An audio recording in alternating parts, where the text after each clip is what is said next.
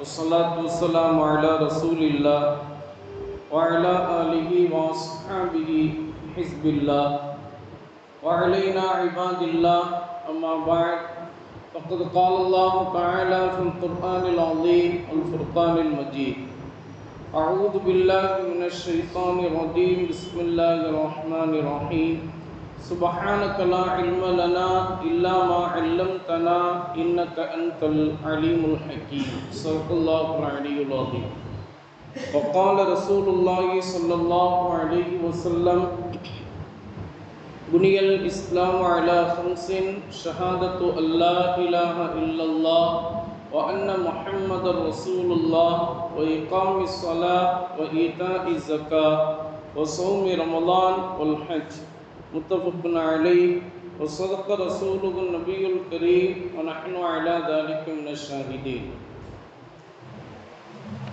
கண்ணியத்திற்கும் பெருமதிப்பிற்கும் உரிய அல்லாஹ் நல்லடியார்களே, பாசத்திற்குரிய தாய்மார்களே, அன்பிற்குரிய சகோதர சகோதரிகளே, அல்லாஹ்வினுடைய மாபெரும் கிருபையினால் தஃப்சீருல் குர்ஆனில் கரீம்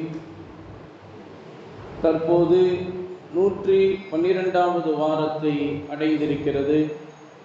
இதுவரையிலும் சூரா பக்ராவினுடைய 234 வசனங்கள் வரை உண்டான விரிவுரை விளக்கங்களை நாம் கடந்த வாரம் வரைக்கும் பார்த்து வந்தோம். இந்த வாரம் சூரா பக்ராவினுடைய 235வது வசனத்திற்குண்டான விளக்க உரையை பார்க்க இருக்கின்றோம். அல்லாஹு தஆலா இந்த சூரா பக்ராவினுடைய 235வது வசனத்தில் அல்லாஹ் கூற வருவது என்னவென்று சொன்னால், இதற்கு முந்தைய வசனத்தில் கணவனை இழந்த விதவை பெண்கள் கணவனை நினைத்து வருந்தி இத்தா இருக்கக்கூடிய காலகட்டம் 4 மாதங்கள் 10 நாட்கள். இந்த 4 மாதங்கள் 10 நாட்கள் அவர்கள் இத்தாவை முடித்து விட்டால் அவர்கள் அவர்களுடைய வாழ்க்கையை இனி எப்படி கடப்பது என்கிற விஷயத்தை தேர்ந்தெடுத்துக் கொள்கின்ற அந்த ஒரு உரிமை அந்த பெண்களுக்கே உண்டு. அவர்கள் மட்டுமே தங்களுடைய வாழ்க்கையை எப்படி அமைத்துக் கொள்வது என்று அவர்களே தீர்மானித்துக் கொள்வார்கள். இனி முதல் கணவரையே நினைத்து நம்முடைய வாழ்க்கையை கடத்தி விடலாம் என்று அவர்கள் நினைத்தால் அப்படியே கடத்திவிட வேண்டும். அப்படி அல்ல, நமக்கும் சில ஆசைகள், சில விருப்பங்கள் இருக்கின்றன. அதன்படி நம்முடைய பிள்ளை செல்வங்களும் இருக்கிறார்கள். நமக்கும் உண்டான வாழ்வாதாரங்களை தேடிக்கொள்ள வேண்டிய அவசியம் இருக்கிறது என்கின்ற நிர்பந்தங்களை எல்லாம் வைத்து வேறொரு நபரை இரண்டாவதாக அவர்கள் திருமணம் செய்து கொண்டு அவர்களின் வாழ்க்கையை கடத்தி கொள்வது, இப்படி இந்த இரண்டுமே அவர்களுக்கு உண்டான அந்த விருப்பத்தில் கட்டுப்பட்டது. இதில் பெற்றோர்களோ உறவினர்களோ சுற்றியுள்ள மற்ற நண்பர்களோ தோழிகளோ யாரும் இதில் உரிமை எடுத்துக்கொள்ளக்கூடாது என்று அல்லாஹ் தஆலா அந்த சட்டத்தை பற்றி உண்டான விளக்கத்தை அந்த வசனத்தில் கூறியிருந்தார். இப்போது நாம் படிக்கக்கூடிய இந்த வசனத்தில் அல்லாஹ் தஆலா கூற வருவது என்னவென்று சொன்னால், இப்படி கணவனை இழந்த விதவை பெண்கள் இத்தா இருக்கக்கூடிய காலகட்டத்தில் அவர்களை இத்தாவினுடைய காலம் முடிந்ததற்கு பிறகு திரும்பவும் மனம் புரிந்து கொள்வதற்கு யாராவது சில ஆண்கள் ஆசைப்படுகிறார்கள், விதவை பெண்களுக்கு வாழ்வளிக்க வேண்டும் என்கின்ற ஒரு உயர்தரமான எண்ணத்தின் அடிப்படையில் இவர்கள் விதவை பெண்களாக இருக்கிறார்களே, கணவனை இழந்த விதவை பெண்களாக இருக்கிறார்களே, இவங்களுக்கு நம்ம வாழ்வு கொடுப்போம் என்று நினைத்து விருப்பத்தோடு வரக்கூடிய அந்த ஆண்கள் இத்தாவினுடைய காலகட்டத்தில் இருக்கக்கூடிய இந்த பெண்களிடம் தங்களுடைய விருப்பத்தை கூறலாமா கூறக்கூடாது? அப்படியே கூறலாம் என்று சொன்னால் எப்படி சொல்வது என்கின்ற அந்த ஒரு சட்டத்தை அல்லாஹ் தஆலா இந்த வசனத்தில் நமக்கு விளக்கி தருவதோடு மட்டுமல்லாமல் இதற்கு அப்படியே நேர்மாற்றமாக இருக்கக்கூடிய கன்னிப்பெண்களிடம் தங்களுடைய விருப்பத்தை எடுத்துக்கொள்வது. இப்போது உள்ள கால சூழ்நிலையில் நாம் பார்த்தோமே என்றால் எல்லாருமே லவ் ஃபேமிலி, எங்களுடைய ஃபேமிலிலாம் எப்படி ஃபேமிலினா காதலோடு இணைந்த குடும்பம் என்று சொல்லப்படுகின்ற அந்த மாதிரியான ஒரு காலகட்டத்தில் நாம் வாழக்கூடியவர்களாக இருக்கிறோம். இந்த விஷயத்தை பற்றி அல்லாஹ் என்ன சொல்லி காட்டுகிறான் என்பதோடு இந்த வசனத்தை அல்லாஹ் தஆலா அந்த சட்டத்தை உணர்த்தியவாறு அல்லாஹ் கூறி காட்டுகிறான் என்பதாக குர்ஆனுடைய விரிவுரையாளர்கள் இந்த நீண்ட ஆயத்திற்கு நமக்கு இன்றைய காலகட்டத்திற்கு தேவையான கிட்டத்தட்ட 1000 சட்டங்கள் இந்த ஒரு வசனத்திலிருந்து இதற்கு தோதுவாக வரக்கூடிய நபிகள் நாயகம் ஸல்லல்லாஹு அலைஹி வஸல்லம் அவர்களுடைய நபிமொழிகளிலிருந்து அந்த வெளிச்சத்தின் அடிப்படையில் அவர்கள் நமக்கு கூறி காட்டுகிறார்கள். அந்த வகையில் அல்லாஹ் இந்த வசனத்தின் முதலில் என்ன நமக்கு கூறி காட்டுகிறான் என்பதை நாம் இன்று பார்க்க கடமைப்பட்டிருக்கிறோம். அல்லாஹ் தஆலா கூறி காட்டுகிறான், அஊது பில்லாஹி மினஷ் ஷைத்தானிர் ரஜீம், பிஸ்மில்லாஹிர் ரஹ்மானிர் ரஹீம், வலா ஜுனாஹ அலைக்கும், ஆண்களாகிய உங்கள் மீது எந்த ஒரு குற்றமும் இல்லை, ஃபீமா அர்ரதும் பிஹி, நீங்கள் எந்த ஒரு விஷயத்தை குறுக்கிட்டு கொண்டு வருகிறீர்களோ அந்த விஷயத்தில் உங்கள் மீது எந்த ஒரு குற்றமும் இல்லை, மின் ஹிஸ்பத்தின் நிசாஇ, கணவனை இழந்த விதவை பெண்கள், அந்த விதவை பெண்களை மனப்பொருத்தத்தோடு தாங்கள் மனமுடித்துக் கொள்வது என்பது பற்றி உண்டான பேச்சுவார்த்தை நடத்துவதற்கு நீங்கள் எந்த ஒரு விஷயத்தை கொண்டு வருகிறீர்களோ அதிலே உங்கள் மீது எந்த ஒரு குற்றமும் இல்லை. அப்படின்னா நீங்கள் அவங்களுடைய விஷயத்தில் அவங்கள நான் மனமுடித்து கொள்கிறேன் அப்படின்ற அந்த விருப்பத்தை நீங்கள் தெரிவிக்கலாம். அப்படிங்கிற விஷயத்தை தான் அல்லாஹ் தஆலா உங்கள் மீது எந்த ஒரு குற்றமும் இல்லை என்று சொல்லி காட்டுகிறான்.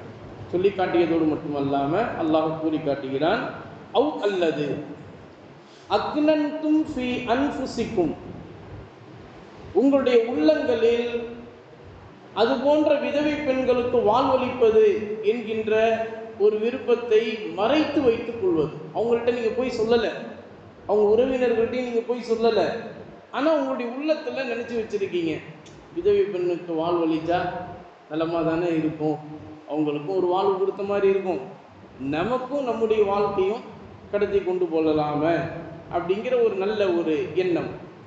இந்த எண்ணத்தை உங்களுடைய உள்ளங்களில் நீங்கள் மறைத்து கொள்வதிலும் எந்த ஒரு குற்றமும் இல்லை. காரணம் என்னன்னா, அலிமல்லாஹு, அல்லாஹு தஆலா அறிந்து வைத்திருக்கிறான், அன்னக்கும் நிச்சயமாக நீங்கள் சத்ததுகுருனஹுன்ன, அதுபோன்ற பெண்களை, விதவை பெண்களை நீங்கள் மனமுடிக்கலாம் என்று நினைத்து வைத்து கொண்டிருக்கிறீர்கள் என்கிற அந்த விஷயத்தை அல்லாஹ் அறிந்து வைத்திருக்கிறான். உங்களுடைய உள்ளத்தில் என்ன இருக்குதுங்கிறத அல்லாஹ் அறிந்து வைத்திருக்கிறான். நீங்கள் வெளியே சொல்லலாம், எனக்கெல்லாம் நல்ல எண்ணம் தான்ப்பா இருக்குது, எனக்கெல்லாம் எந்த ஒரு கெட்ட எண்ணமும் இல்லை, யாருக்கும் எந்த ஒரு கஷ்டத்தையும் கொடுக்கணும்னு இல்லை, அப்படி வெளியே பேசிக்கொள்வாங்க. ஆனால் உள்ளுக்குள்ளே அவளா வர முதல்ல நம்ம முடிக்கணும், நம்ம வட்டத்துக்குள்ளே கொண்டு வந்துடும், அதுக்கப்புறம் வச்சு செய்வோம் அப்படின்னு நம்ம மெட்ராஸ் பாஷையில் சொல்கிற மாதிரி. அந்த மாதிரிலாம் சொன்னாலும் அல்லாஹ் யார் அறிந்து கொள்வான். அதுதான் அல்லாஹ் சொல்லி காட்டுகிறான். அதுலேயும் அல்லாஹ் சொல்லக்கூடிய வார்த்தையை நீங்கள் கவனிச்சிங்கன்னா, இந்த அரபி மொழியை நல்ல திறனோடு படித்தவங்களுக்கு அந்த வார்த்தையினுடைய அர்த்தம் என்னங்கிறது தெளிவாக விளங்கிடும். அலிமன்ற வார்த்தையை அல்லாஹ் தஆலா சொல்லி காட்டுகிறான். அது என்னென்னா, கடந்த கால பாஸ்டென்ஸில் அல்லாஹ் தஆலா சொல்கிறான். பொதுவாகவே அரபியுடைய இலக்கணத்தில் பாஸ்டென்ஸில் எதையெல்லாம் அல்லாஹ் தஆலா சொல்கிறானோ அதிலெல்லாம் உறுதியுடன் கூடிய அர்த்தத்தை அல்லாஹ் தஆலா அங்கு கூறி காட்டுகிறான் என்பதாக அதனுடைய விளக்கம். அப்படிங்கிறது அரபி இலக்கணவாதிகள் நமக்கு சொல்லித்தரக்கூடிய ஒரு கருத்து. அந்த அடிப்படையில் தான் அல்லாஹ் சொல்கிறான், அலிமல்லாஹ், ஏய் புரிஞ்சிக்க, அல்லாஹ் உன்னை பார்த்துக்கிட்டே தான் இருக்கிறான். நீ உன் விஷயத்தில், நீ உன் இஷ்டத்தில் நீ நடக்க முடியாது. நீ எப்படி நடந்தாலும் அல்லாஹ் உன்னை பார்த்துக்கிட்டு தான் இருக்கிறான் அப்படிங்கிற மாதிரியே அல்லாஹ் சொல்லி காட்டுகிறான். அலிமல்லாஹு, அல்லாஹ் அறிந்து வைத்திருக்கிறான். அன்னக்கும் சத்தத்துக்குரு நகுன்ன, அது போன்ற பெண்களை நீங்கள் மனமுடிக்கலாம் என்று மனதில் நினைத்து வைத்துக் கொண்டிருக்கிறீர்கள் என்பதை அல்லாஹ் அறியக்கூடியவனாக இருக்கிறான். எனவே அல்லாஹ் சொல்றான், விதவை பெண்களுடைய விஷயத்தில் அல்லாஹ் சொல்றான், வலாக்கின் என்றாலும், லா துவாஇதுஹுன்ன, அந்த விதவை பெண்களிடம் சிர்ரன் ரகசியமாக நீங்கள் எந்த ஒரு வாக்கையும் கொடுத்து விடாதீர்கள். அல்லாஹ் சொல்லக்கூடிய வார்த்தை விதவை பெண்கள்கிட்ட, நல்லா கவனிக்கணும். இங்க விதவை பெண்கள்கிட்டயே ரகசியமாக நீங்கள் எதையும் வாக்கு அளித்து கொடுத்து விட வேண்டாம் அப்படின்னு அல்லாஹ் சொல்றான்.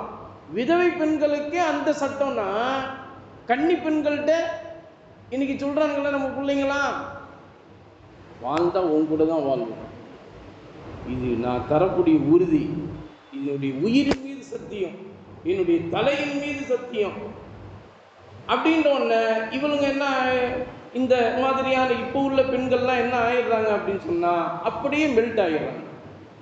மெல்ட் ஆகி அதற்கு இணங்கி போகக்கூடியவர்களாக ஆகிவிடுகிறார்கள்.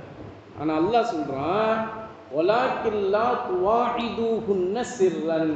அல்லாஹ் சொல்லக்கூடிய வார்த்தையை பார்த்தீங்களா, எவ்வளோ அழகாக அல்லாஹ் தஆலா தெளிவாக கூறி காட்டுகிறான் பாருங்க. ஒலாக்கின் என்றாலும், லா துவாஇதுஹுன்ன, அந்த விதவை பெண்களிடம் நீங்கள் வாக்களித்து விட வேண்டாம், சிர்ரன் ரகசியமாக, யாருக்கும் தெரியாம, 4 சுவற்றுக்குள்ள அப்படியே ஜன்னல் பக்கமா, நான் தான் உன்னை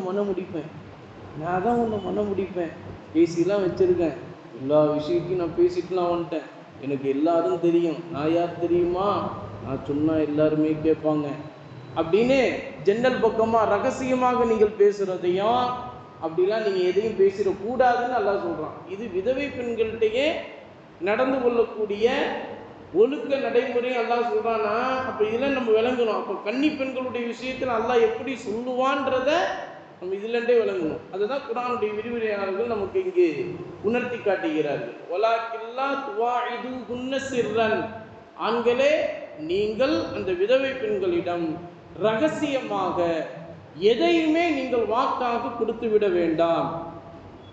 இல்லா என்றாலும், விதவை பெண்களுடைய விஷயத்தில் அந்த கூலு கௌலம் மஅரூஃபா, நல்ல வார்த்தைகளை நீங்கள் சொல்வதினால் எந்த ஒரு குற்றமும் இல்லை, அது உங்களுக்கு அனுமதி உண்டு. என்ன விதவை பெண்கள்கிட்ட நம்ம என்ன நல்ல வார்த்தையை சொல்லிட போகிறோம் அப்படின்னா, அல்லாஹ் சொல்லக்கூடிய அந்த விஷயத்தை குர்ஆனுடைய விரிவுரையாக சொல்லி காட்டுறாங்க. விதவை பெண்கள்கிட்ட நம்ம ஆறுதலுக்காக வேண்டி கூறுவது, உனக்கு அல்லாஹ் உன்னை நல்ல அழகான தோற்றமுள்ள நல்ல சாலிகான பெண்மணியாக அல்லாஹ் உங்களை ஆக்கி தந்திருக்கான். அல்லாஹ் உங்களுக்கு இந்த கணவனுடைய வஃபாத்து ஏற்பட்டது ஒன்று, அது உங்களுடைய கவலையில் நீங்கள் இருப்பீங்க. இருந்தாலுமே அல்லாஹ் உங்களுக்கு இனி அடுத்து வரக்கூடிய வாழ்க்கையில் சாலிகான கணவரை, நல்ல அழகான கணவரை உங்களுடைய அழகுக்கு தோதுவா அல்லாஹ் அமைச்சு தருவான். இப்படியாக பேசுவது, இப்படியாக நல்ல வார்த்தைகளை சொல்வது. ஏன்னா ஏற்கனவே கணவனை இழந்து அவங்க அந்த வருத்தத்தில் கவலையில் இருக்கிறாங்க. அப்போ அந்த கவலையை துடைக்கிற மாதிரி ஏதாவது நல்ல வார்த்தைகளை நீங்கள் சொல்லலாம். இல்லா அன் தக்கூலு கௌலம் மஅரூஃபா, அழகிய வார்த்தைகளை நீங்கள் சொல்வதில் எந்த ஒரு குற்றமும் இல்லை. அதுபோல ஆனால் அழகிய வார்த்தைகளை சொல்கிறோம் என்கின்ற பெயரில் நீங்கள் அப்படியே சைத்தான் கொண்டு போய் விட்டுருவான். அழகிய வார்த்தைகளை சொல்லிக்கிட்டே இருப்போம், சொல்லிக்கிட்டே இருந்து அப்படியே சைத்தான் அப்படியே கொண்டு போயிடுவான். அதுதான் அல்லாஹ் தஆலா அடுத்து சொல்றான், வலா தஅஸிமு, நீங்கள் உறுதிப்படுத்தி விடாதீர்கள், உக்தத்தன் நிகாஹி, நீங்கள் அந்த பெண்களை மணமுடிக்க போகிறோம் என்கின்ற அந்த உடன்படிக்கையை, அந்த ஒரு வாக்களிப்பை நீங்கள் உறுதிப்படுத்தி சொல்லி விடாதீர்கள் அந்த பெண்கள்கிட்ட. இதாக இருக்கக்கூடிய காலகட்டத்தில் நான் தான் உங்களை மணமுடிக்க போகிறேன், உங்களுடைய உறவினர்கள்ட்டெல்லாம் பேசிட்டேன், உங்கள் அம்மா அப்பாட்டெல்லாம் பேசிட்டேன், உங்கள் அண்ணன் அக்காட்டெல்லாம் பேசிட்டேன் அப்படின்னா, எந்த ஒரு மன பொருத்தத்திற்குண்டான, மனம் செய்வதற்குண்டான எந்த ஒரு உடன்படிக்கையும் நீங்கள் அவர்களிடத்தில் உறுதிப்படுத்தி சொல்லிவிடாதீர்கள். ஹத்தா எபுலுகல் கிதாபு அஜலஹு. எதுவரைக்கும் சொன்னால் அல்லாஹுடைய வேதத்தில் அவர்களுக்கென்று இத்தாவினுடைய காலம் சொல்லப்பட்டதல்லவா, 4 மாதம் 10 நாள். இந்த 4 மாதம் 10 நாட்கள் என்கின்ற அவர்களுடைய தவணையை அவர்கள் முழுமையாக பரிபூர்ணமாக முடிக்கின்ற வரை நீங்கள் எந்த ஒரு நிக்காஹ் சம்பந்தமான உடன்படிக்கையும் அவர்களிடத்தில் உறுதியாக நீங்கள் சொல்லிவிடாதீர்கள். ஒரு விஷயம் ஏற்பட்டு விடும் அப்படின்னு சொன்னால் அவங்க இதான் இருக்கக்கூடிய காலகட்டத்தில் நீங்கள் உங்களுடைய ஆசை வார்த்தைகளை கேட்டு அப்படியே அவங்களுடைய சிந்தனைகள் மாறி வேறு விதமான ஒரு வாழ்க்கையை தேடி போகக்கூடிய அந்த ஒரு நிகழ்வும் அங்கு ஏற்பட்டு விடுவதற்கு வாய்ப்பு உண்டு. பொதுவாகவே ஒரு ஆண் பெண் தனிமையில் சந்தித்து விட்டால் அல்லது வேறு ஏதாவது ஒரு இடத்தில் சந்தித்து விட்டால் ஷைத்தான் 3ஆவதாக நுழைவான் என்பதுதான் அல்லாஹ்வின் தூதர் ஸல்லல்லாஹு அலைஹி வஸல்லம் அவர்கள் நமக்கு காண்பித்து தரக்கூடிய முக்கியமான அறிவிப்பு. பெண்கள் ஷைத்தானுடைய வலைகளாக இருக்கிறார்கள் என்று நபி ஸல்லல்லாஹு அலைஹி அவர்கள் சொல்றாங்க. அன்னிசாவு ஹபாயிலு ஷைத்தான், பெண்கள் ஷைத்தானுடைய வலைகளாக இருக்கிறார்கள். அதனால தாய்மார்கள்லாம் நீங்க அப்படி தப்பா நினைத்து கொள்ள வேண்டாம். நபிகள் நாயகம் ஸல்லல்லாஹு அலைஹி அவர்கள் சொல்லித்தரக்கூடிய கருத்து என்ன அப்படின்னு கேட்டா, ஒரு பெண் ஒரு ஆண் ஒரு இடத்தில் விட்டாலே 3ஆவதாக ஷைத்தான் இருப்பான். அதனால அந்த ஆணும் பெண்ணும் பேசுவதிலும் சரி, பார்ப்பதிலும் சரி, கலந்துரையாடுவதிலும் சரி, எல்லாவற்றிலும் கவனமாக இருக்க வேண்டும் என்கின்ற அர்த்தத்தை உணர்த்தும் விதமாகத்தான் அந்த இடத்துல நபி ஸல்லல்லாஹு அலைஹி அவர்கள் அன்னிசாவு ஹபாயிலு ஷைத்தான் என்று நமக்கு சொல்லி காட்டுகிறார்களே தவிர மற்ற வேறு ஏதாவது ஒரு அர்த்தத்தை தாய்மார்கள் புரிந்து கொள்ள வேண்டாம். இந்த வார்த்தையில் அல்லாஹ் தஆலா சொல்லித்தரக்கூடிய செய்தி என்னன்னா, அல்லாஹ் உங்களுக்கு கட்டளையிட்டு தந்த 4 மாதம் 10 நாட்கள் என்கின்ற அந்த தவணையை நீங்க முடிக்கின்ற வரை நிக்காஹ் சம்பந்தமான எந்த ஒரு நீங்க உடன்படிக்கையும் வார்த்தையையும் அவர்களுக்கு நீங்கள் உறுதிப்படுத்தி சொல்லிவிட வேண்டாம். இந்த விஷயத்துல வாழமு, நீங்கள் புரிந்து கொள்ளுங்கள், அறிந்து கொள்ளுங்கள். அன்னல்லாஹ், நிச்சயமாக அல்லாஹ் தஆலா யஅலமு மா ஃபீ அன்ஃபுசிக்கும், உங்களுடைய உள்ளங்களில் என்ன இருக்கின்றது என்பதை அல்லாஹ் தீர்க்கமாக அறியக்கூடியவனாக இருக்கிறான். நீ வெளியே எப்படி வேணாலும் நீங்க பேசிக்கலாம், ஆனா உங்களுடைய உள்ளத்துல இருக்கிற அந்த விஷயம், அந்த ஒரு எண்ணம் அப்படிங்கிறது அல்லாஹ் விரைவாக ரொம்ப விரிவாக தெளிவாக அறியக்கூடியவனாக இருக்கிறான் என்று சொல்லிட்டு ஃபஹ்தருஹு, அல்லாஹ் எச்சரிக்கக்கூடிய வார்த்தை ஃபஹ்தருஹு, ஆண்களே நீங்கள் இந்த விஷயத்தில் ஜாக்கிரதையாக இருந்து கொள்ளுங்கள். அல்லாஹ் சொல்லக்கூடிய வார்த்தை ஃபஹ்தருஹு, நீங்க இந்த விஷயத்தில் ஜாக்கிரதையாக இருந்து கொள்ளுங்கள் என்று சொல்லிட்டு அல்லாஹ் சொல்றான் வாழமு, நீங்கள் புரிந்து கொள்ளுங்கள், அன்னல்லாஹ, நிச்சயமா அல்லாஹ் தஆலா கஃபூருன், மன்னிப்பு அளிக்கும் மாண்பாளனாக இருக்கிறான், ஹலீமுன், சகிப்புத்தன்மை உடையவனாக அல்லாஹ் தஆலா இருக்கின்றான் என்று சொல்லி அல்லாஹ் தஆலா அந்த வசனத்தை முடிக்கின்றான் என்பதாக குர்ஆனுடைய விரிவுரையாளர்கள் நமக்கு சொல்லி காட்டுகிறார்கள். அந்த வகையில் அல்லாஹ் சொல்லித்தரக்கூடிய இந்த குர்ஆனுடைய வசனத்தின்படி என்ன கருத்தை அல்லாஹ் தஆலா இங்கு உணர்த்தும் விதமாக நமக்கு சொல்லி காட்டுகிறான் என்று சொன்னால், கணவனை இழந்த விதவை பெண்களிடம் நீங்கள் அவர்களுக்கு வாழ்வளிக்கக்கூடிய ஒரு எண்ணத்தோடு அவர்களிடத்தில் நீங்கள் மனப்பொருத்தத்தினுக்குண்டான எந்த ஒரு விருப்பத்தையும் தெரிவித்து விட வேண்டாம். முழுமையாக அவங்களுடைய இத்தாவினுடைய காலகட்டம் முடிஞ்சதுக்கு பிறகு அவங்களுடைய உறவினர்கள்ட்ட சொல்லி, நான் அவங்களுக்கு வாழ்வு கொடுக்கலான்னு நான் ஆசைப்படுறேன், இது அவங்கள்ட்ட நீங்கள் தெரிவித்து நீங்கள் அவங்களுடைய விருப்பத்தை எனக்கு சொல்லுங்கள் அப்படின்ட்டு நீங்கள் கேட்கறதுல, உறவினர்கள்ட்ட பேசுகிறதுல எந்த ஒரு குற்றமும் உங்கள் மீது இல்லை. அதுவே அந்த விதவை பெண்கள்கிட்ட நீங்கள் போய் பேசலாமா அப்படின்னா, விதவை பெண்கள்கிட்ட பேசலாம், ஆனால் ஜாடை மாடையாக பேசணும். அல்லாஹ் சொல்லக்கூடிய வார்த்தை ஜாடை மாடையாக, ஃபீமா அர்ரலத்தும் பிஹி மின் ஹித்பத்தின் நிசா அவ் அக்னன்தும் ஃபி அன்ஃபுசிக்கும் என்று சொல்லி அல்லாஹ் அந்த ஒரு விஷயத்தை உணர்த்தி காட்டுகிறான். ஜாடை மாடையாக நீங்கள் பேசலாம். அப்படி ஜாடை மாடையாக உங்களுடைய விருப்பத்தை நீங்கள் அந்த பெண்ணிடம் உங்களுடைய விருப்பத்தை நீங்கள் சொல்வது அதுவும் உங்களுக்கு கூடும். ஆனால் எது கூடாது என்று சொன்னால், இத்தாவில் இருக்கக்கூடிய அந்த பெண்கள்கிட்ட நீங்கள் போய் நீங்கள் நேரடியாக பேசிவிடக்கூடாது. நேரடியாக பேசுவது என்பது உங்களுக்கு தடுக்கப்பட்ட ஹராமான விஷயமாக இருக்கிறது என்று சொல்லி அல்லாஹ் தஆலா இந்த இடத்துல நீங்க ரகசியமாக கூட அவர்களிடத்தில் எந்த ஒரு வாக்கையும் கொடுத்து விடக்கூடாது என்று சொல்லி அல்லாஹ் தஆலா சொல்லி காட்டுகிறான். இப்போ இந்த வசனத்துல சூரா பக்ராவுடைய 235வது இந்த வசனத்துல அல்லாஹ் விதவை பெண்கள்கிட்ட நாம் நடந்து கொள்ளக்கூடிய முறையை அல்லாஹ் தஆலா சொல்லி காட்டுகிறான். ஒன்று. இன்னொன்று, விதவை பெண்களுக்கு வாழ்வளிப்பது என்பது அல்லாஹ் உங்களுடைய பாவங்களை மன்னிப்பதற்கு வழிவகுக்கும். விதவை பெண்களுக்கு வாழ்வளிப்பது என்பது அல்லாஹ் உங்களுடைய பாவங்களை மன்னிப்பதற்கு வழிவகுக்கும்.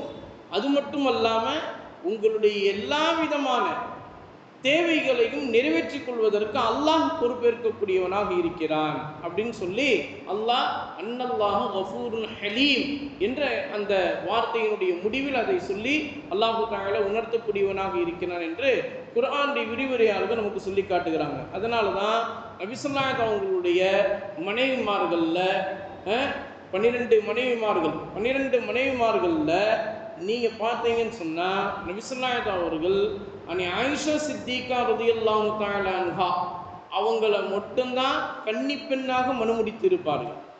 அவங்கள தவிர மற்ற 11 மனைவிமார்களும் நபி ஸல்லல்லாஹு அலைஹி வஸல்லம் அவங்களுக்கு விதவை பெண்களாகத்தான்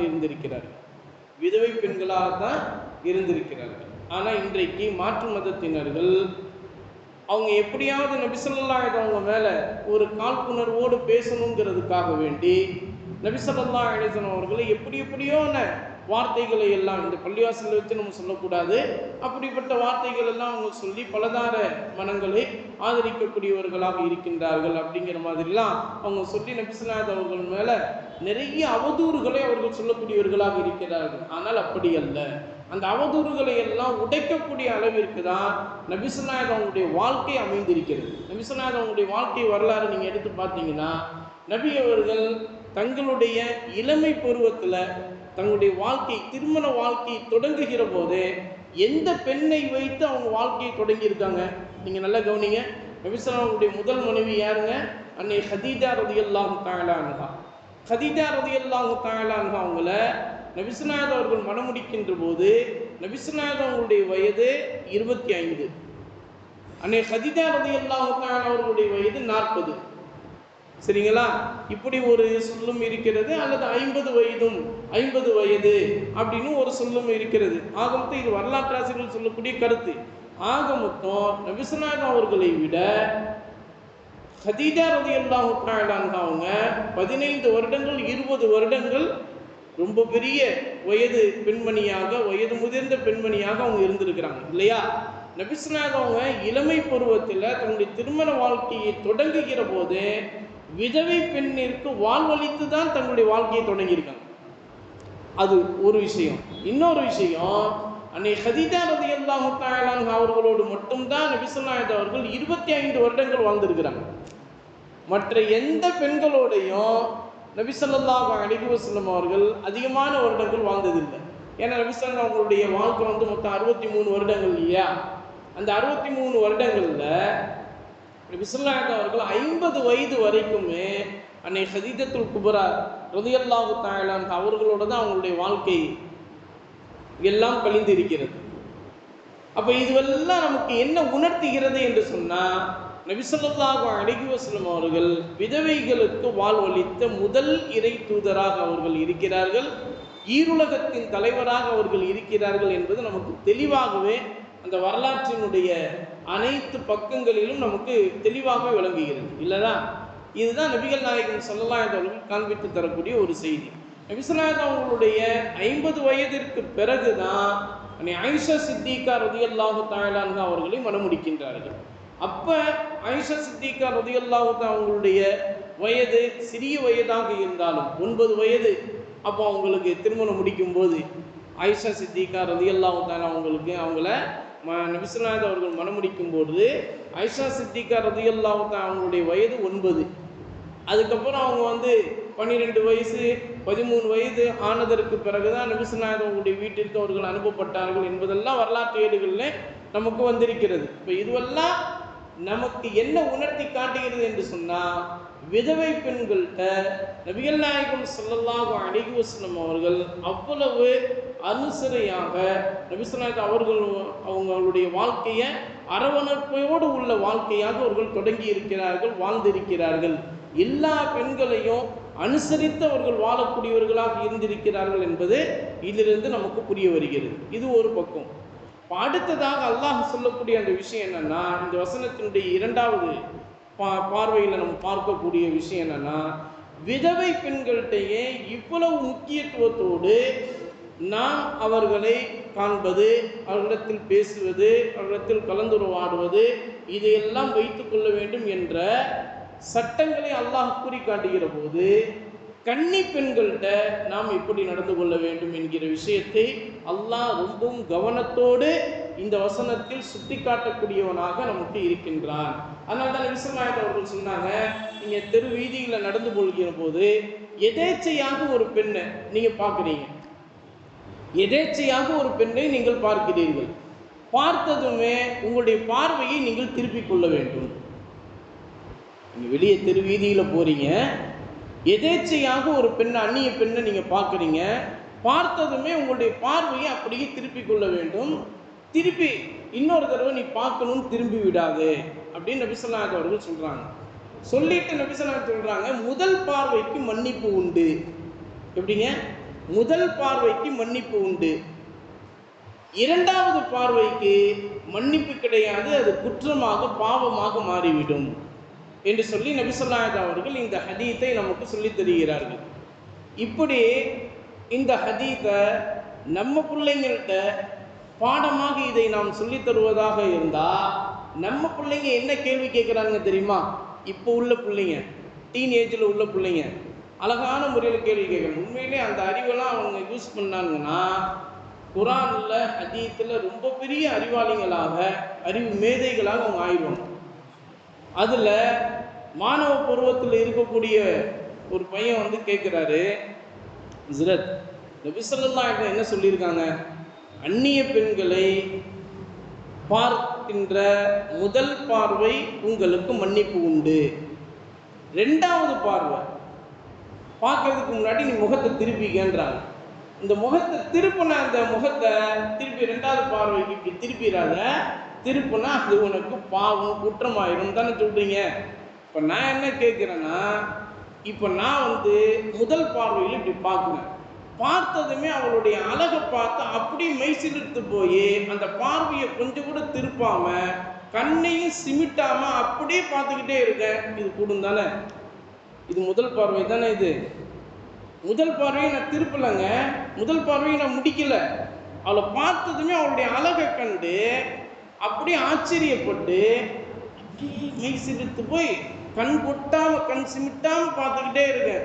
இது முதல் பார்வையில தான் இன்னும் இருக்கு, ரெண்டாவது பார்வைக்கு போல, அப்படின்னா எனக்கு மன்னிப்பு தானே அப்படின்னு ஒரு பையன் கேட்குறாரு, ஒரு மாணவர் கேட்குறாரு. எவ்வளோ அழகான அறிவாளித்தனமான ஒரு கேள்வி தானே?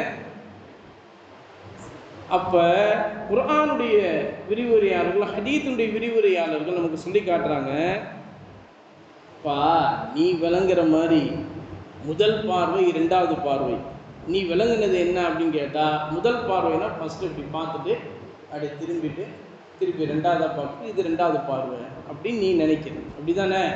ஆனால் நபி ஸல்லல்லாஹு அலைஹி அவர்கள் சொல்லித்தரக்கூடிய அந்த பார்வை இருக்குல்ல, நீ நினைக்கிற மாதிரி அர்த்தமுள்ள பார்வை அல்ல அது. நபி ஸல்லல்லாஹு அலைஹி என்ன சொல்ல வராங்க அப்படின்னு சொன்னால், நீ எதேச்சையாக பார்க்கக்கூடிய அந்த முதல் பார்வையில் இருக்குல்ல, அந்த பார்வையில் உன்னுடைய மனதில் ஏற்படக்கூடிய இச்சை இருக்காது. எதேச்சையாக எல்லா மனிதர்களையும் பார்ப்பது போல உள்ள பார்வையாக இருக்கும். ஆனால் இரண்டாவது பார்வை இருக்குதுல்ல, ரெண்டாவது சூப்பராக இருக்காடா அப்படியே பார்வை, இது இச்சையுடன் கூடிய பார்வை. இந்த பார்வைக்கு பாவம் உண்டு. அதைத்தான் நபி ஸல்லல்லாஹு அலைஹி அவர்கள் சொல்றாங்க. இப்போ நீ முதல் பார்வையை அப்படியே கண் சிமிட்டாம நீ வச்சிருந்தாலும், அவளுடைய அழகை பார்த்தோன்னு உன்னுடைய மனசுல அந்த அழகினுடைய கவர்ச்சி மனசுல போயிடுச்சு. அதுக்கப்புறம் அந்த பார்வையில் அப்படியே உள்ளத்திலிருந்து அப்படியே மேலே ஏறி போய் அந்த பார்வையில் இச்சை சேர்ந்துடும். எப்போ இச்சை சேர்ந்துருச்சு அப்போ இரண்டாவது பார்வையாக ஆயிடுச்சு. நீ கண் சிமிட்டாமல் கண்ணை அப்படியே வச்சிருந்தாலும் அது ரெண்டாவது பார்வை தான். அதைத்தான் இங்கே நபி ஸல்லல்லாஹு அலைஹி அவர்கள் சொல்கிறாங்க. அப்படின்னு அவங்களுக்கு விளக்கங்கள் சொன்ன பிறகுதான் அந்த ஹதீத்தினுடைய விளக்கத்தையே அவர்கள் புரியக்கூடியவர்களாக இருக்கிறாங்க. இன்னைக்குள்ள பிள்ளைங்க அந்த மாதிரி இருக்கிறாங்க இல்லையா?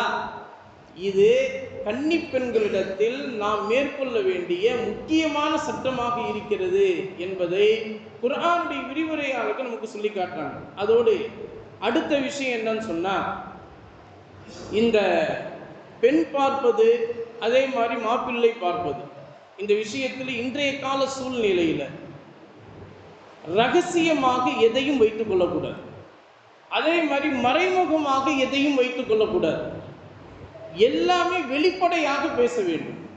பொதுவாக ஹதீத்தினுடைய அந்த விஷயத்தில் நீங்கள் எல்லாருமே எல்லா பயானும் என்ன கேட்டிருப்பீங்க அப்படின்னு சொன்னால், பா யாரை பற்றியும் நீ தப்பாக பேசாது, யாரை பற்றியும் நீங்கள் தப்பாக பேசக்கூடாது, யாரை பற்றியும் தவறான எண்ணத்தை உங்களுடைய உள்ளத்தில் சேர்த்து கொள்ளக்கூடாது, எல்லாத்தையும் பற்றி நீங்கள் நல்ல முறையில் தான் பேசணும், நல்ல எண்ணங்கள் தான் கொள்ளணும் அப்படின்னு தானே நீங்கள் பயானில் எல்லாத்துலேயும் கேட்டிருப்பீங்க. நபி ஸல்லல்லாஹு அலைஹி அவர்கள் சொல்கிறாங்க, ஒரு விஷயத்தில் மட்டும் நீங்கள் கெட்ட விஷயங்களை தான் பேசணும். ஒரு விஷயத்தில் மட்டும் நீங்கள் கெட்ட விஷயங்களை தான் பேசணும். அதில் நல்ல விஷயங்கள்லாம் நீங்கள் முதல்ல எடுத்து பேசக்கூடாது. நல்ல விஷயங்கள்லாம் ரெண்டாவது தான். முதல்ல கெட்ட விஷயங்கள் தான் பேசணும். என்னது அப்படின்னு கேட்டால், ஒரு பெண்ணிற்கு ஒரு ஆணை, பெண்ணுக்கு ஒரு ஆணை பொருத்தம் பார்க்கக்கூடிய அந்த நேரத்தில், மனப்பொருத்தம் பார்க்கக்கூடிய அந்த நேரத்தில் உங்கள்கிட்ட யாராவது கேட்குறாங்க, ஏங்க இந்த பையன் எப்படி, அந்த பொண்ணு எப்படி அப்படின்னு கேட்குறாங்க. அப்படி விசாரிக்கும் போது நீங்கள் என்ன சொல்லணும் அப்படின்னு சொன்னால், அந்த பெண்ணு அந்த ஆண் ரெண்டில் உங்களுக்கு யார் நல்லா தெரிஞ்சிருக்கோம், அவங்களுடைய எல்லா நடைமுறைகளையும் தெளிவாக வெளிப்படுத்தி சொல்லணும். எதையுமே உள்ள ஒன்று மறைச்சிக்கிட்டு வெளியே ஒன்று பேசக்கூடியவர்களாக நாம் இருக்கக்கூடாது. கெட்ட விஷயங்களை கெட்ட விஷயங்களாகவே சொல்லிவிட வேண்டும், நல்ல விஷயங்களை நல்ல விஷயங்களாகவே சொல்ல வேண்டும். அந்த பையன் இருக்கானே, அவன் ஆரம்பத்தில் இப்படி இருந்தாங்க, ஆனால் இப்போ திருந்திட்டாங்க. ஆரம்பத்தில் அவன்கிட்ட இந்த மாதிரி கெட்ட பழக்கங்கள்லாம் இருந்துச்சுங்க, இப்போ அவன்கிட்ட எந்த கெட்ட பழக்கங்களும் இல்லை, அம்மா அப்பாவுடைய பேச்சை கேட்டால் அவன் இப்போது கரெக்டாக இருக்காங்க, நல்ல பிள்ளையாக இருக்கிறான். அதுமாரி அந்த பிள்ளை ஆரம்ப காலகட்டத்தில் அங்கே இங்கே போயிட்டு வர மாதிரி இருந்துச்சு. இப்போ அந்த பிள்ளை வீட்டில் அடங்கி ஒழுக்கமாக அது இருக்குது. எந்த இடத்துலையும் அது போகிறதில்லை, யார் இடத்துலையும் அது அவ்வளோவா பேசுகிறதும் இல்லை, வளவளவென்று பேசுகிறதோ அல்லது குலைந்து பேசுகிறதோ அந்த மாதிரி எதுவுமே இல்லை, நல்ல பிள்ளையாக அது இருக்குது அப்படின்ற அந்த விஷயங்களை தெளிவாக நீங்கள் சொல்லிவிட வேண்டும். அதே மாதிரி ஒரு விஷயத்தில் நல்ல விஷயங்களை மட்டும்தான் சொல்ல வேண்டும், கெட்ட விஷயங்களை சொல்லக்கூடாது. மார்க்கம் நமக்கு சொல்லி தந்திருக்கு. ஒரு விஷயத்தில் நல்லதை மட்டும்தான் சொல்லணும், கெட்டதை சொல்லக்கூடாது. யாரு? மௌத்தாக்களுடைய விஷயத்தில். மௌத்தாக்களுடைய விஷயத்தில் ஆணோ பெண்ணோ யாராவது மரணிச்சிட்டாங்க, ஏங்க இப்படி மரணிச்சிட்டாங்களே இந்த ஜனாசா, இவங்களுக்கு தொழுறதுக்கான நீங்களாம் வந்திருக்கீங்க, இவங்களை பற்றி இவங்க யாருன்னு தெரியலை, மூத்தா இருக்காங்களா, அவங்க யாருங்க, அவங்களாங்க இப்படி வாழ்ந்தவங்க, அவங்க இப்படி வாழ்ந்தவங்க, இந்த குடும்பத்தை சார்ந்தவங்க, அந்த குடும்பத்தில் இவர் ரொம்ப இப்படி வாழ்ந்தார், இப்படியெல்லாம் கொடுத்து வாழ்ந்தார், இப்படியெல்லாம் அவர் செஞ்சு வாழ்ந்தார், மற்றவங்களுக்கு எப்பவுமே உறுதுணையாக இருப்பார், அப்படி தான் சொல்லணுமே தவிர அவரிடத்தில் ஏதாவது சில மாற்றமான பழக்கங்கள் இருக்கலாம், அதை அவர் மரணித்து விட்ட பிறகு அவருடைய கெட்ட விஷயங்கள்லாம் நீங்கள் எடுத்து சொல்லக்கூடாது. ஆனால் நம்ம இன்னைக்கு எப்படி செய்கிறோம்? ஹதீஸில் சொல்லப்பட்ட அந்த விஷயத்தை நேர் மாற்றமாக இன்னைக்கு செய்து கொண்டு இருக்கிறோம். மனப்பொருத்தம் பார்க்கக்கூடிய அந்த நேரத்தில் ஆணோ பெண்ணோ மாப்பிள்ளையை பார்க்குறீங்க அல்லது பொண்ணை நீங்கள் தேடுறீங்க அப்படின்னா உங்கள்கிட்ட யாராவது கேட்கும்போது நம்ம என்ன சொல்கிறோம்? கெட்ட விஷயங்கள் எல்லாத்தையும் மூடி மறைச்சிட்டு நல்ல விஷயத்தை மட்டும்தான் சொல்கிறோம். எப்படியாவது ரெண்டு பேரையும் கோர்த்து விடணுண்டு, எப்படியாவது ரெண்டு பேரை சேர்த்து விடணும்னு சொல்லிட்டு கெட்ட விஷயம். இன்னைக்கு உள்ள புரோக்கருங்க எல்லாருமே, மனப்பொருத்தம் பார்க்கக்கூடிய புரோக்கர்கள் எல்லாருமே இப்படி தான் இருக்காங்க. வாயை திறந்தாலே அந்த புழுகுகள் தான் இன்னைக்கு புழுகுறாங்க. அதனால தான் நிக்காக ஆகி ஒரே மாதத்திலேயே டைவர்ஸ் என்று வந்து விடுகிறார். நீங்கள் நல்லா யோசிச்சு பாருங்க. குர்ஆன்லையும் ஹதீஸ்லையும் எவ்வளவு தெளிவாக நமக்கு சொல்லப்பட்டிருக்கு. நீங்கள் tamilshadi.com அதே மாதிரி திருமண மாலை என்னென்னமோ மாலை இதெல்லாம் வந்திருக்கு. எல்லாத்தையும் நீங்கள் பார்த்தீங்கன்னு சொன்னால் அங்கே ஒன்று நடந்துகிட்டே இருக்கும், ஆனால் இங்கே வேறு மாதிரி இருப்பாங்க. அதே மாதிரி நிறைய பேர் அந்த நெட்டில் தேடி அவங்க வந்து அட்ரஸ்லாம் பார்த்து அதுக்கப்புறம் போய் பேசுகிறாங்க. இது மாதிரியான விஷயங்கள்லாம் இன்றைக்கு சர்வசாதாரணமாக நடந்து கொண்டு இருக்கிறது. ஆனால் அதைத்தான் நபிகள் நாயகம் ஸல்லல்லாஹு அலைஹி வஸல்லம் அவர்கள் 1400 ஆண்டுகளுக்கு முன்பே நமக்கு சொல்லி காட்டுறாங்க. உங்களிடத்தில் யாராவது ஒரு ஆணை பற்றி வந்து கேட்டாலோ அல்லது யாராவது ஒரு பெண்ணை பற்றி வந்து கேட்டாலோ நீங்கள் அந்த இடத்தில் கெட்ட விஷயங்களை கெட்டதாகவே சொல்ல வேண்டும், நல்ல விஷயங்களை நல்லதாகவே சொல்ல வேண்டும், மாற்றி அமைத்து நீங்கள் கூறிவிடாதீர்கள் சொல்கிறாங்க. அதே மாதிரி மௌத்தாக்களுடைய விஷயத்தில் வரும்போது நீங்கள் நல்ல விஷயங்கள்லாம் இன்றைக்கி விட்டுட்டு கெட்ட விஷயங்களை தான் எல்லாம் சொல்லுவாங்க. யார் தெரியுமா இன்றைக்கி மண்டையை போட்டுருக்கான், அவன் ஒரு காலத்தில் எப்படி வாழ்ந்தவன் தெரியுமா, பலான வேலைகள்லாம் பண்ணவன், 2ஆம் நம்பர் பிஸ்னஸ் பண்ணவன் பாவன், இன்றைக்கி இப்படி இருக்கிறான் அப்படின்லாம் சொல்கிறது இல்லையா. ஆனால் ஹதரத் உமர் இப்னு கத்தாப் ரலியல்லாஹு தஆலா அவர்கள் சொல்கிறாங்க, உங்களில் யாராவது மௌத்தாக்களினுடைய மஸ்வாய் என்று சொல்லப்படக்கூடிய மசாவிகளை யாராவது நீங்கள் சொன்னீர்கள் என்று சொன்னால் உங்களுடைய உள்ளங்கள் கருத்து போய் நாளை மறுமையில் அல்லாஹ்வுடைய சன்னிதானத்தில் நீங்கள் இழிவானவர்களாக ஆக்கப்படுவீர்கள். மௌத்தாக்களுடைய விஷயத்தில் நல்ல விஷயங்களே நீங்கள் சொல்லுங்கள், கெட்ட விஷயங்கள்லாம் விட்டுருங்க. ஏங்க அவர் வாழும்போது எப்படியோ வாழ்ந்துட்டு போறாருங்க, இப்போ அவர் மரணிச்சு உங்க முன்னாடி சடலமா வந்து கிடக்கிறாரு அப்படின்டா அப்போ அவரை பத்தி நீங்க நல்ல விஷயத்தை தான் சொல்லணுமே தவிர கெட்டதையெல்லாம் நீங்க அந்த இடத்துல சொல்லக்கூடாது. இதுதான் மார்க்கம் நமக்கு சொல்லி தந்திருக்கு. ஆனா இன்றைக்கு நாம் அதற்கு நேர் மாற்றமாக நடக்கக்கூடியவர்களாக இருக்கிறோம். அதையும் உமர் இப்னு கத்தாப் ரலியல்லாஹு தஆலா அவர்கள் நமக்கு சொல்லி காட்டுகிறார். இப்போ இது மாதிரியான விஷயத்துல தான் மார்க்கம் தெளிவாக நமக்கு சொல்லி காட்டுகிறது. யாராவது ஒரு பெண்ணை மணமுடிக்கின்ற அந்த சமயத்தில் உங்களிடத்தில் வந்து யாராவது கருத்து கேட்டால் அந்த இடத்தில் கெட்ட விஷயங்களை கெட்டதாகவே சொல்லுங்கள், நல்ல விஷயங்களை நல்லதாகவே சொல்லுங்கள். அதுபோல மௌத்தாக்களுடைய விஷயத்தில் உங்களிடத்தில் வந்து விசாரித்தால் அந்த நேரத்தில் நல்ல விஷயங்களை மட்டுமே சொல்லுங்கள், கெட்ட விஷயங்களை சொல்வதற்கு உங்களுடைய நாவுகளை நீங்கள் முற்படுத்தி விடாதீர்கள் என்று சொல்லி நபிகள் நாயகம் ஸல்லல்லாஹு அலைஹி வஸல்லம் அவர்கள் சொன்ன அந்த நபி மொழியை நமக்கு உமர் இப்னு கத்தாப் ரலியல்லாஹு தஆலா அவர்கள் தெளிவாக நமக்கு சொல்லி காட்டுகிறார்கள். அதான் மார்க்க சட்டத்தில் ஃபிக்ஹ் சட்டத்தில் ஷாஃபி மذஹபினுடைய அந்த கிதாபுகளில் ஃபத்ஹுல் முஈன் என்று சொல்லப்படுகின்ற பிரபலியமான கிதாபுகள்லாம் இதில் நமக்கு மிகப்பெரிய அளவிலே நுணுக்கமாகவே நமக்கு சொல்லித்தரப்பட்டிருக்கிறது. இந்த விஷயத்தில் நீங்கள் உங்களை நீங்களாகவே மூக்கை நுழைத்து கொள்ள வேண்டாம் என்று சொல்லப்பட்டிருக்கிறது. உங்கள்கிட்ட வந்து கேட்டால் தான் சொல்லணும்.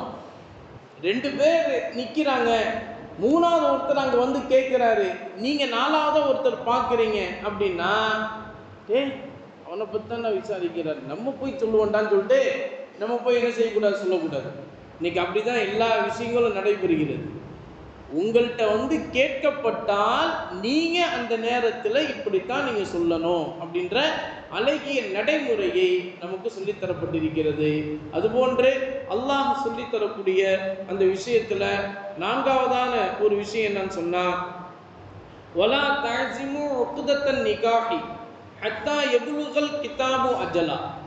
அந்த விதவை பெண்கள் தங்களுடைய தவணை காலம் அதை முழுமையாக பரிபூர்ணமாக முடிக்கின்ற வரை அவங்கள்ட்ட திருமணம் சம்பந்தமான எந்த ஒரு உடன்படிக்கையும் நீங்கள் அவங்கள்ட்ட போய் பேசிவிடாதீர்கள், அதை நீங்கள் உறுதிப்படுத்தியும் எதையும் நீங்கள் சொல்லிவிடாதீர்கள். இந்த விஷயத்தில் அல்லாஹ்வை நீங்கள் எச்சரிக்கையாக நீங்கள் இருந்து கொள்ளுங்கள் அப்படின்னு சொல்லி அல்லாஹ் தஆலா சொல்லி தரக்கூடிய இந்த விஷயத்தை குர்ஆனுடைய விரிவுரையாளர்கள் நமக்கு சொல்லி காட்டுறாங்க.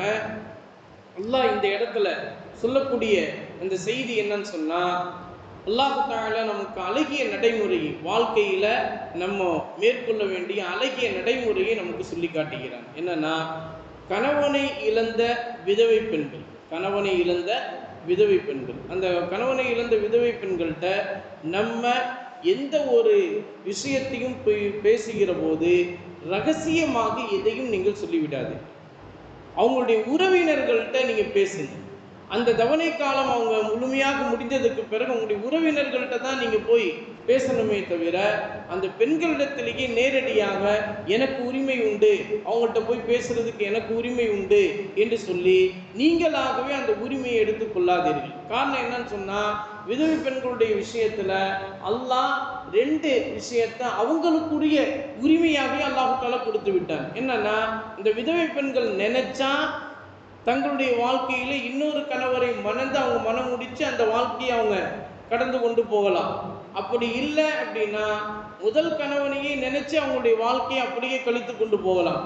இந்த 2 விஷயமும் அந்த பெண்களுக்குண்டான உரிமை உள்ள விஷயம். அந்த விஷயத்துல பெற்றோர்களே போய் தலையிடக்கூடாது என்று சொல்லப்பட்டு இருக்கும்போது, உறவினர்களோ அல்லது மற்ற சுற்றி இருக்கக்கூடிய நண்பர்கள், தோழிகளோ இதில் ஆஜராகுவது என்பது கூடாது அப்படின்னு சொல்லப்பட்டு இருக்கும்போது, நீ மனம் முடிக்கணுன்ற அந்த விருப்பத்தை நேரடியாக எப்படி நீ போய் சொல்ல முடியும்?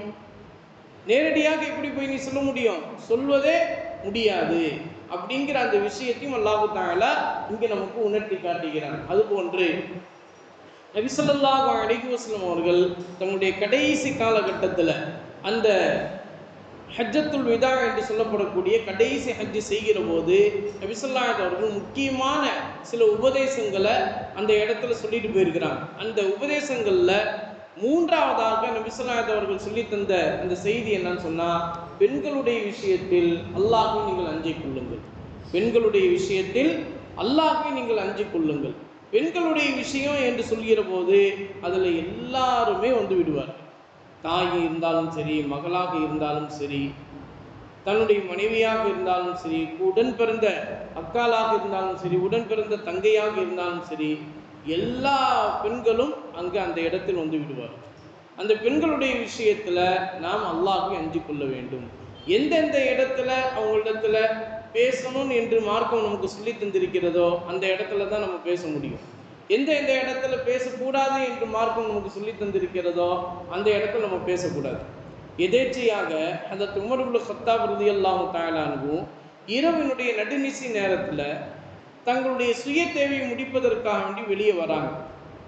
இந்த நேரம் பார்த்து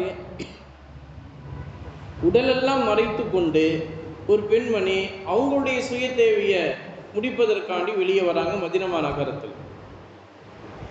இதை எதேச்சையாக உமர் இப்னு கத்தாப் ரலியல்லாஹு தஆலா அன்ஹு அவங்களுடைய பார்வையில் பட்டுட்டாங்க. அந்த பெண்மணி அவங்களுடைய சுய தேவையை முடிச்சுட்டு அவங்க அறைக்குள் சென்று விட்டார்கள். ஆனால் அங்கே சுற்றி இருந்த மற்ற வாலிபர்கள்லாம் அந்த பெண்ணுடைய தோற்றத்தை பற்றியும் அந்த பெண்ணுடைய உடல் சூழலை பற்றியும் பேசிக்கொண்டு இருந்தார்கள். இந்த வார்த்தை ஹஜ்ரத் உமர் இப்னு கத்தாப் ரலியல்லாஹு தஆலா அன்ஹுடைய காதிற்கு சென்று விட்டது. உமர் ரலியல்லாஹு தஆலா அன்ஹு ஏற்கனவே மார்க்க விஷயத்தில் ரொம்ப கடுமையாக இருப்பாங்க, ரொம்ப கடுமையாக செயல்படக்கூடியவங்களாக இருப்பாங்க. இதுக்கு என்ன தீர்வு அப்படின்னு யோசித்து உமர் ரலியல்லாஹு தஆலா அன்ஹு நபி ஸல்லல்லாஹு அலைஹி அவங்கள்ட்ட போய் சொல்கிறாங்க, யா ரசூலல்லாஹ், இந்த மாதிரி நீங்கள் கணவனோடு வாழக்கூடிய பெண்களுக்காக இருந்தாலும் சரி, அல்லது உங்களுடைய வீட்டினுடைய பெண்களாக இருந்தாலும் சரி, அல்லது கன்னி பெண்களாக இருந்தாலும் சரி, வாலிப வயதை அடைந்து விட்டால் அந்த பெண்கள் தங்களுடைய உடல் முழுவதையும் மறைத்து கொள்வதற்குண்டான அந்த மேல் துணியை அணிய வேண்டும் என்று நீங்கள் அவங்கள்ட்ட சட்டத்தை நீங்கள் சொல்லிவிடுங்கள் அப்படின்னு சொல்லி உமர் ரலியல்லாஹு தஆலா அன்ஹு அவர்கள் நபி ஸல்லல்லாஹு அலைஹி அவங்கள்ட்ட இந்த விஷயத்தை பற்றி பேசுகிறாங்க. பேசுனதுமே உமர் ரலியல்லாஹு தஆலா அன்ஹு அவர்களுடைய அந்த பேச்சை வாங்கிக்கிட்டு நபி ஸல்லல்லாஹு அலைஹி அவர்கள் எப்போவுமே அல்லாஹ் சொல்லக்கூடிய அந்த வஹீயைத்தான் சொல்வார். அதை மட்டும்தான் பேசுவாங்க. மற்ற வேறு எதையுமே அதிகப்படியாக அவர்கள் பேச மாட்டார். எந்த ஒரு சட்டத்தை சொல்வதாக இருந்தாலும் அல்லாஹ் என்ன அவங்களுக்கு வஹீயை தரானோ அதை தான் அவங்க சொல்ல முடியும். இல்லாததை அவங்க எதையுமே சொல்ல மாட்டாங்க, அவங்க அமைதியாக இருந்துருவாங்க. உமர் ரலியல்லாஹு தஆலா இந்த விஷயத்தை சொன்னதை கேட்டதுமே நபி ஸல்லல்லாஹு அவர்கள் இந்த விஷயத்தில் என்ன சொல்வதென்று அவங்களுக்கு அந்த இடத்துல பிடிபடாம அமைதியாக இருந்துட்டாங்க. உடனே ஒரு சில வினாடிகளுக்குள்ளே நபி ஸல்லல்லாஹு அவங்களுக்கு வஹி இறங்குகிறது. இறை தூதர் அவர்களே, உங்களுடைய மனைவிமார்களிடத்திலும் உங்களுடைய உறவினர்களான பெண்களிடத்திலும் நீங்கள் பெற்றெடுத்த பெண்களிடத்திலும் பொதுவாக இருக்கக்கூடிய முஃமின்களில் இருக்கக்கூடிய பெண்களிடத்திலும் எல்லா பெண்களுக்கும் நீங்கள் கட்டளையாக, அல்லாஹ்வுடைய கட்டளையாக நீங்கள் சொல்லிவிடுங்கள், அவங்களுடைய மேல் உடலுக்கு மேலே உள்ள எல்லா பாகங்களையும் மறைக்கக்கூடிய அளவிற்கு அவங்களுக்கு மேல் துணியை அவர்கள் அணிய வேண்டும். யுத்னீனா அலைஹின்ன மின் ஜலாபீபிஹின்ன என்று சொல்லி அல்லாஹ் தஆலா அந்த சட்டத்தை இறக்குகிறான். அதனுடைய அடிப்படையில் தான் நம்ம எல்லா பெண்களுக்கும் புர்கா நீங்கள் அணியுங்க. வாலிப வயதை அடைந்த பெண்களுக்கு புர்கா நீங்கள் வாங்கி கொடுத்து அவங்க புர்கா வந்து அணியணும் அப்படின்னு. ஆனால் இன்னைக்கு அந்த புர்காவிலேயே ஃபேஷன் டிசைன் என்று வந்து அந்த உடல் அமைப்புகள் அப்படியே வெளியே காட்டக்கூடிய அளவுக்கு இன்றைக்கு புர்காக்கள் அப்படியே ஃபேஷன் டிசைனாக வந்து விட்டது. எப்படியெல்லாம் அந்த புர்காவில் பெண்களுடைய உடல் உறுப்புகளை காட்டணுண்டு ஆக்கப்படுமோ அந்த முறையில் தான் இன்னைக்கு தைக்கிறாங்களே. அதைத்தான் இன்னைக்கு உள்ள பெண்களும் விரும்பக்கூடியவர்களாக இருக்கிறாங்க. ஆனால் அல்லாஹ் சொல்லக்கூடிய, நபிகள் நாயகம் ஸல்லல்லாஹு அலைஹி வஸல்லம் சொல்லக்கூடிய புர்கா என்பது உடல் உறுப்புகளை வெளிக்காட்டாதது எந்த வகையிலும் சரி. அதே மாதிரி உடலினுடைய அளவு அதையும் வெளிக்காட்டாதது, முழுமையாக மறைக்கக்கூடியது. இது பெண்ணா அப்படின்னு யோசிக்கக்கூடிய அளவுக்கு வைத்துக் கொள்ளக்கூடியதான் புர்கா. நம்ம இன்னைக்கு ஃபிட்னஸ் அப்படின்ற ஒரு கலாச்சாரத்துக்கு போய் எல்லா பெண்களுக்குமே அந்த மாதிரியான ஒரு புர்கா வாங்கி கொடுக்குறோம், நம்ம பிள்ளைங்களுக்கும் அது வாங்கி கொடுக்குறோம். யாராவது இந்த சட்டத்தை உணர்ந்து ஒரு சில பெண்கள் வந்து அந்த சட்டத்தை பின்பற்றக்கூடிய அளவுக்கு புர்காவை நல்லா லூஸாக போட்டாலும், என்னம்மா ஏம்மா இப்போவுமே நீ அப்படி போட்டுட்ட, வயோதிக பெண்ணாக ஆகிட்டியா, கிளவி ஆகிட்டியா, நீ இப்போ குமரியாக தானே இருக்கிற, கன்னி பொண்ணாக தானே இருக்கிற, நீ நல்லா அந்த ஃபிட்னஸாக போட வேண்டியது தானே பார்க்குறதுக்கு அழகா அப்படின்னு நம்மளே சொல்கிறோம். பெற்றெடுத்த தந்தையே சொல்கிறாருங்க. இது எந்த வகையில் நியாயம்? ஹதரத் உமர் இப்னு கத்தாப் ரலியல்லாஹு தஆலா அவர்கள் இதை நமக்கு உணர்த்தி காட்டக்கூடியவர்களாக இருக்கிறார்கள். இப்போ வாங்க முடிஞ்சதும் அதை நாம் சொல்கிறோம். இப்போ இது போன்று பெண்கள் அணியக்கூடிய அந்த ஆடையினுடைய விஷயத்திலும் நாம் எந்த வகையிலும் சலுகையை எடுத்துக்கொள்ளக்கூடாது என்று அல்லாஹ் தஆலா நமக்கு சொல்லி காட்டுவதை நபிகள் நாயகம் ஸல்லல்லாஹு அலைஹி வஸல்லம் அவர்கள் உமர் ரலியல்லாஹு தஆலா அவர்களுடைய வேண்டுகோளுக்கு இணங்க அதன்படி இறக்கி அருளப்பட்ட அந்த வஹையையும் நபிகள் நாயகம் ஸல்லல்லாஹு அலைஹி அவர்கள் பெண்களுடைய சமுதாயத்தில் அவர்கள் அறிவித்து காட்டுகிறார்கள். அதன்படி சஹாபா பெண்மணிகள் தங்களை முழுமையாக மறைத்து கொள்ளக்கூடியவர்களாக அவர்கள் ஆகிவிட்டார்கள் என்று வரலாற்று ஏடுகளில் நமக்கு பதிவு செய்யப்பட்டிருக்கிறது. இதுதான் வந்து அல்லாஹ் தஆலா இந்த இடத்துல நமக்கு சுட்டி காட்டுகிறான்.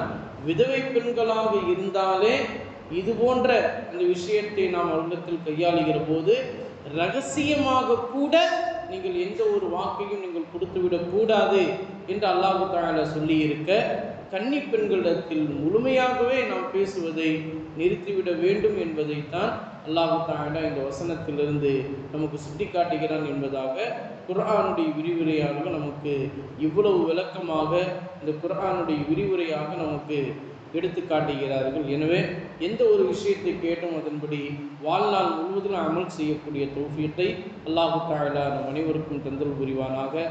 எந்த ஒரு விஷயத்தின்படி அல்லாஹும் அவனுடைய ரசூலும் நமக்கு வாழ்க்கையில் இந்த சட்டத்தை பேண வேண்டும் என்று நமக்கு சொல்லி காட்டினார்களோ அந்த ஒரு சட்டத்தை பேணி வாழக்கூடிய தௌஃபீக் பெற்றவர்களாக அல்லாஹ் நம் அனைவரையும் ஆக்கி அருள் புரிவானாக.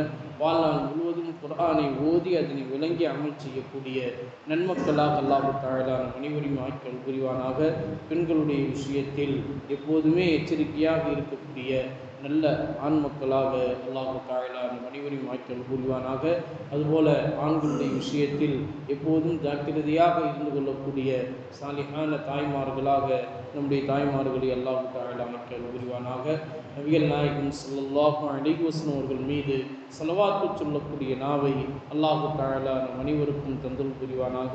நபிகள் நாயகம் ஸல்லல்லாஹு அலைஹி வஸல்லம் அவர்களுடைய ஷஃபாஅத்துல் உதுமா என்று சொல்லப்படுகின்ற மகத்தான சிபாரிசு பெறக்கூடிய தௌஃபீக்கை அல்லாஹ்